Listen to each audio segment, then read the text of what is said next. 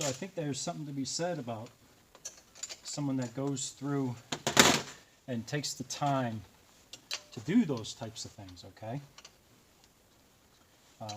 I think that's wonderful. Kind of personalizes it, and it tells you that he's kind of a down-to-earth guy. You know, he understands.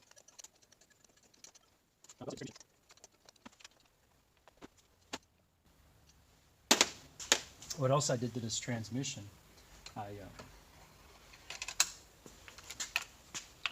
See, look at that.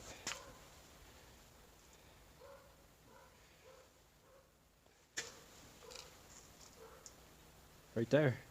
See? It's beautiful. It's beautiful what he does.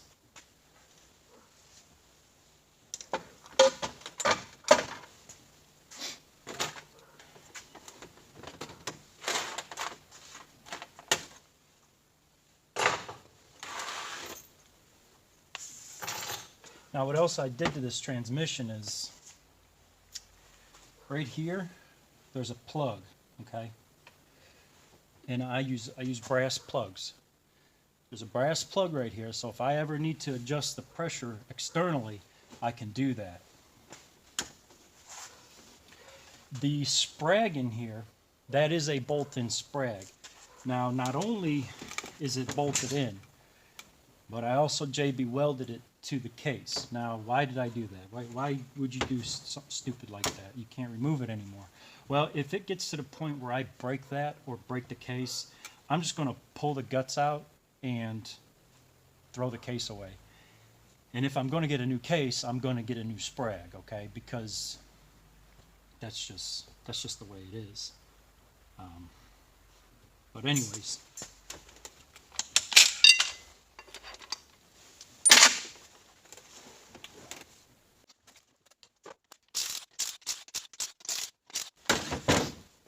I don't think he likes the color pink, so what I might do is, because I got a pink engine, Cope, I'm talking about you, brother. I might just paint this pink, just in his favor. So, it's alright. Maybe I'll have him make me up some badges for the next No Name Nationals there, huh? You just got beat by a pink engine. I was kind of being a bear, so no big deal. Hold on, let me get my pry bar.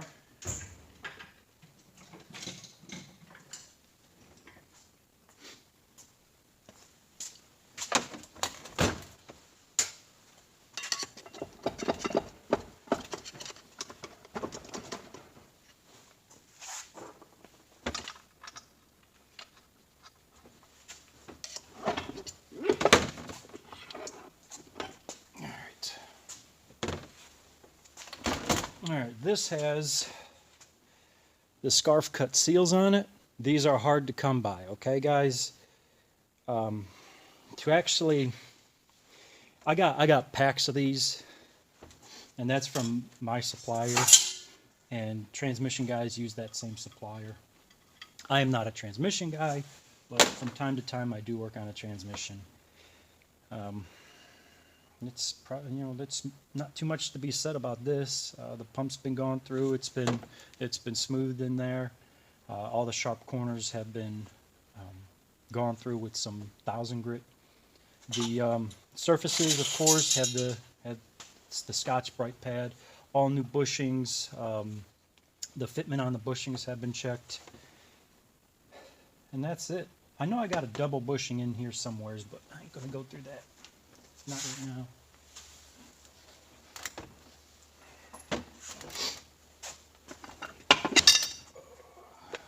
Okay, so here is, there we go. Give me one of those. Put that on there. Oh, it looks pretty good, no wear. Oh, it's never been ran.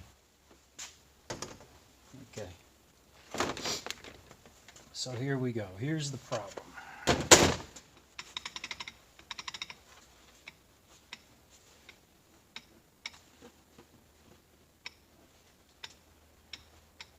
They seem like they're engaging, but maybe not all of them.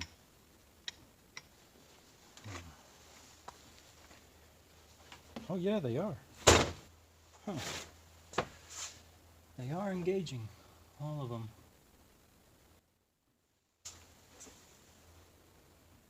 All right, so I'm gonna dig deeper into this, and I'll let you guys know what I find.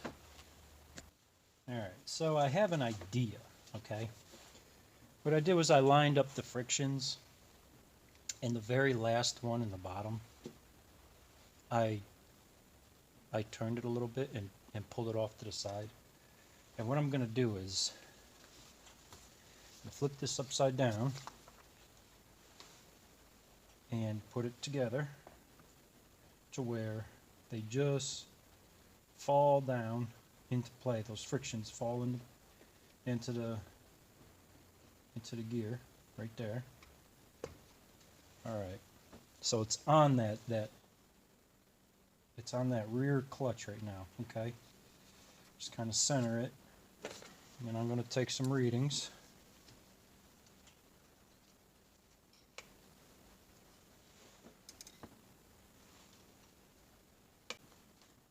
Funny.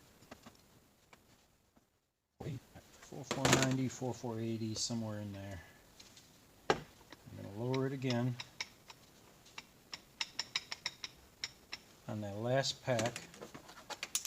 I'm going to measure again.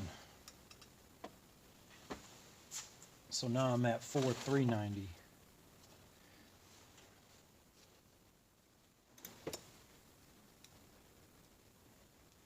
So basically I got 90 thou.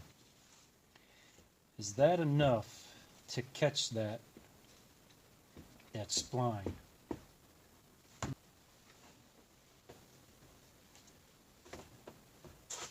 If I have, let's just say 90 thou, okay? 90 thou, and I got 80 thou here. Guess what? It's just barely touching that. So what that means, I got to remove a friction. I got to remove this last friction. Yay. Well, I'm glad that I went through my old videos and took a look, because that right there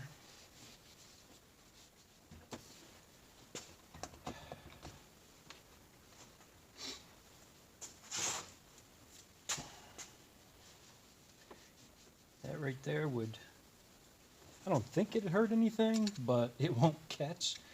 So, and at that point it would just be a ticking time bomb, and nobody wants that. So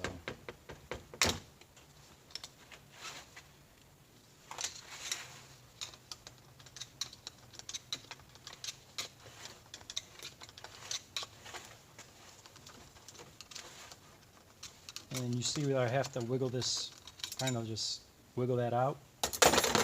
That's because I actually took down one of the pressure plates. I grinded it down.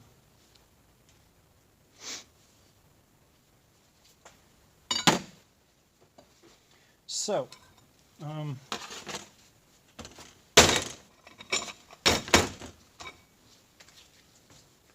see here.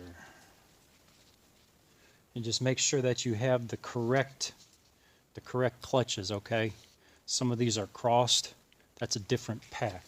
And they do that because different gears need to wick away some of the oils on the frictions faster than others. Yeah, I'm gonna have to get rid of one of these. So there you go. That's done. I'm going to have to space it out. And the way I'm going to space it out is I'll double up a steel.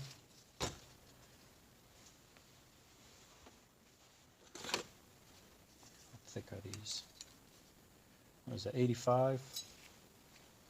85, and how much is the frictions? 85. Yeah, just double up a steel. Done. All right, I'm gonna go find a steel. I got a box of them. I'll be back. All right, just a couple of things here. Maybe quite a few things. I don't know. Maybe quite a few things. All right, here's the support. Now, these will be plugged if you don't have a governor. This right here, I could just, you know, reuse this one. It does have a little bit of wear. Nothing that is significant though. So I could actually have used this, but I decided not to. I did chamfer, again, all the oiling surfaces here. Okay. Took my pad, Scotch-Brite, even the new one that's in the transmission, I even Scotch-Brite it in there and outside of here. These bores right here, you got to make sure that they're not worn out or indented from when they machine this piece. Okay, if you go online and you get these replacement pieces right here, okay, the support. If you close your eyes and you run your fingers. If you run your fingers around it, okay, this is a trick I learned from my mom. She's very heavy in the antiques, and she says your hands will see something before your eyes. And she was so right. So what it is there's an indentation here. And I know there's another one here. Okay. I don't know if you can pick that up or not.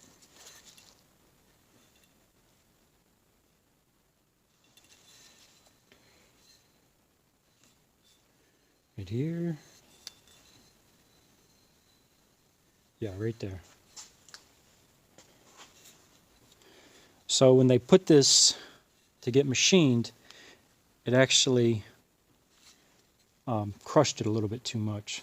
So when you go to put the piston in here, and you can actually use the piston as a guide, because when you put the piston on top of here without the seals, you just want to see how round this is. You'll actually see, because the piston will be completely round, and you just, you know, inspect it, go around, and you'll see where this housing here, it has like a straight part of it. So you can use the piston as your guide if you don't feel anything, but you got to check this stuff when you get it, especially aftermarket stuff.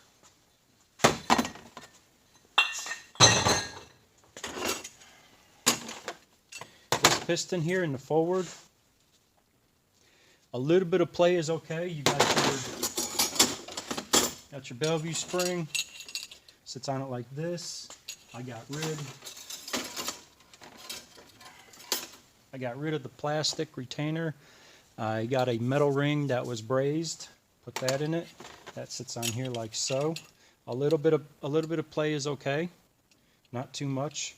I did take up the play with a taller piston. I think I have an 845 in there. I think it's an 845, but yeah. And these Bellevue springs right here, if you look at this one, you see how it's cut out like this? I actually have one in there.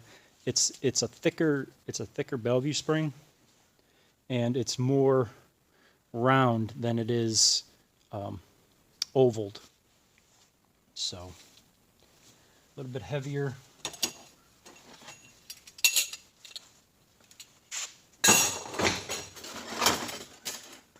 The piston here, this piston was replaced because I had one.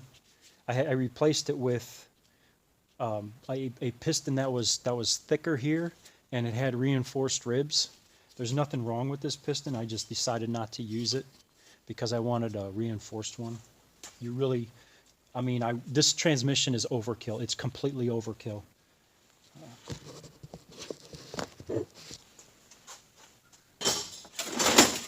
This, I actually drilled these holes in here. Okay. The problem with drilling holes in here is when you go to tap them, they're really, really hard. Okay. And plus, Now, I'm going to explain something to you. Where you drill these holes is very important, okay?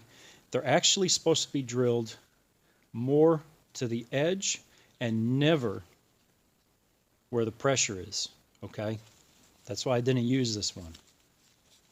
It's got a little bit of wear, nothing too bad.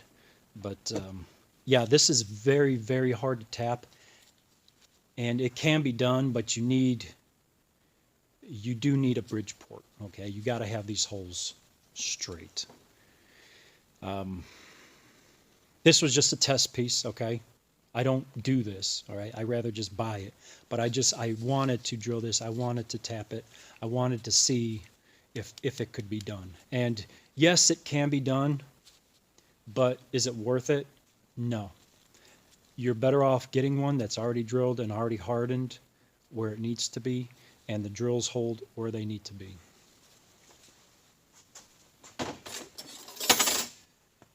This ring